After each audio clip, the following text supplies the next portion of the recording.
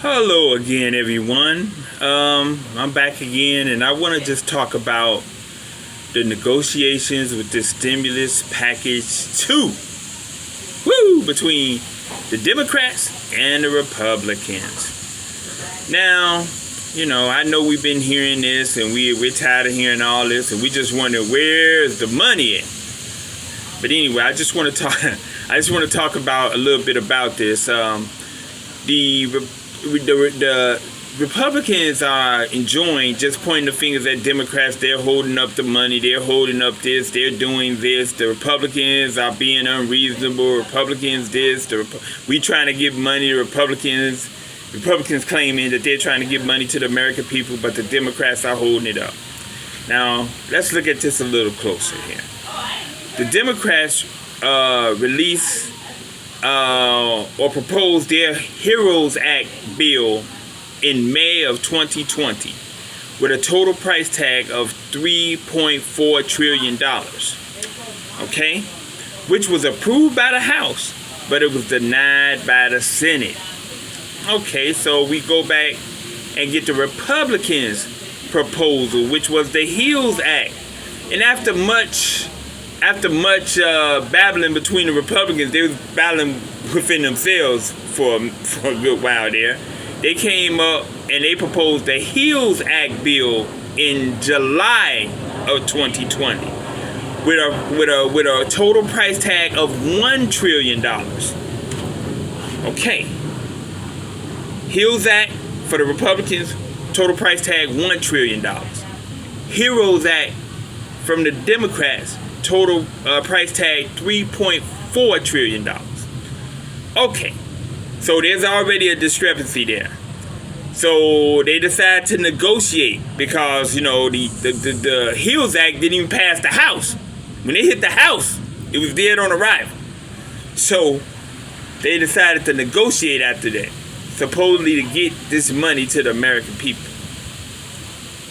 Now, negotiations didn't go well because the discrepancy, really that discrepancy of the amount of the total bill, that was the biggest discrepancy there. But so talks broke off. The Democrats told the Republicans, we're not coming back to the table unless we're willing to drop our price tag of our original proposal to $2 trillion. So we're willing to come from our original proposal of a total price tag of $3.4 trillion to $2 trillion. But the Republicans are unwilling, staunch on keeping their original price tag of $1 trillion. So there's no reason for them to come back to the table, the Democrats and Republicans, because they're so far apart. If the Republicans are not talking about coming up or upping their price tag to $2 trillion, which the Democrats are willing to, and they have stated it on numerous occasions, willing to drop their original price tag of $3.4 trillion to work with at $2 trillion, there's no reason for them to come to the table. They're that far apart. Now, you can all decide who you think or which party you think is being most unreasonable in this deal here, but hey, I got my opinion, but you all have your opinion. You can comment below. But in the meantime, while this is going on, President of the United States Donald Trump on August the 8th, 2020 signed 4 executive orders. One was to extend the unemployment benefit. One was to extend the protection of the rental evictions. One was to defer student loan payments, and one was to for payroll tax cuts. Okay, no mention in his executive order of direct payments like $1,200 check or more if he want to send that. I'm willing. We American people need this assistance, but there was no talk of $1,200 check or anything in his executive orders or anything. So it is what it is.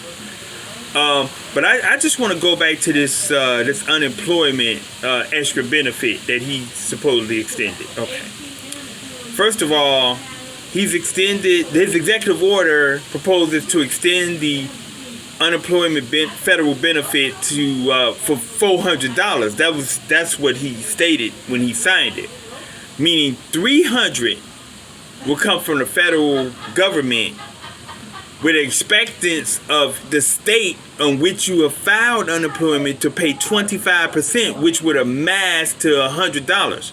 So the $100 from the state, the $300 from the federal, that would total $400. Your $400 extra benefit. The problem with that is most states are financially in a slump. They're financially failing. So where are they going to get the $100 a week to put on top of the $300 that come from the federal government fund for each week? So technically, the extra extension of federal assistance on the unemployment with regards to the unemployment is $300 a week.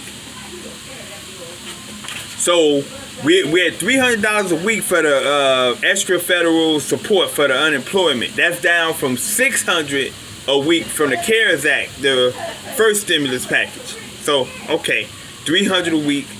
Okay. But this plan is only to last for 4 to 5 weeks. In his executive order only covers that extension on unemployment for $300 a week. Extra on top of what the state give you, of course, for 4 to 5 weeks. Keep that in mind.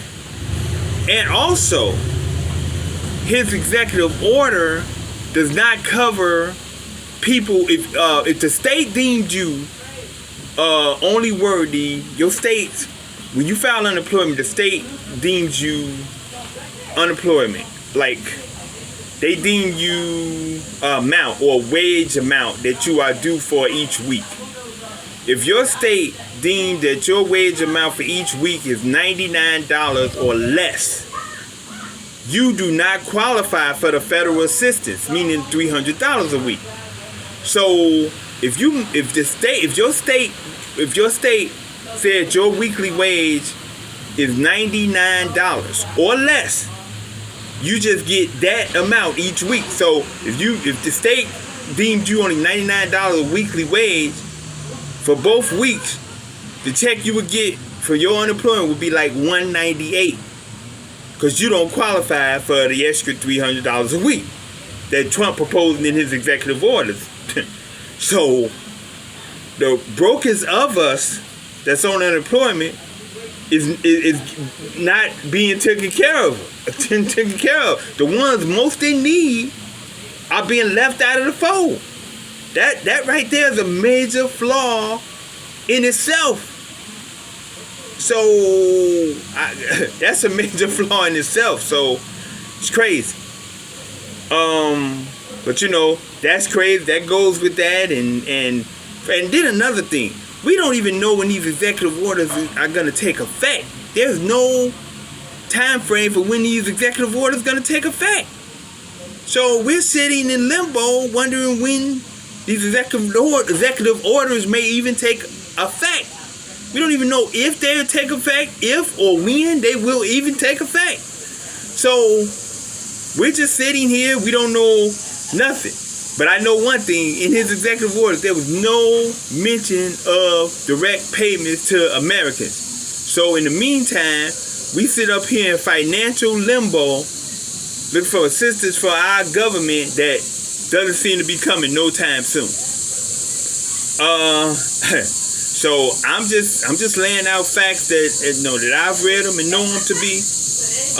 You can comment below. You're welcome to comment below, and we somehow we're gonna make it through. But hey, it's looking really, really tough right now. But hey, who do you think is most at fault? I mean, what should we do here? Eventually, I guess they will work out something in due time. But I just want to say, don't let that get you down. Stay up, never down. Let the sunshine spread around you. Be safe, and peace to you always.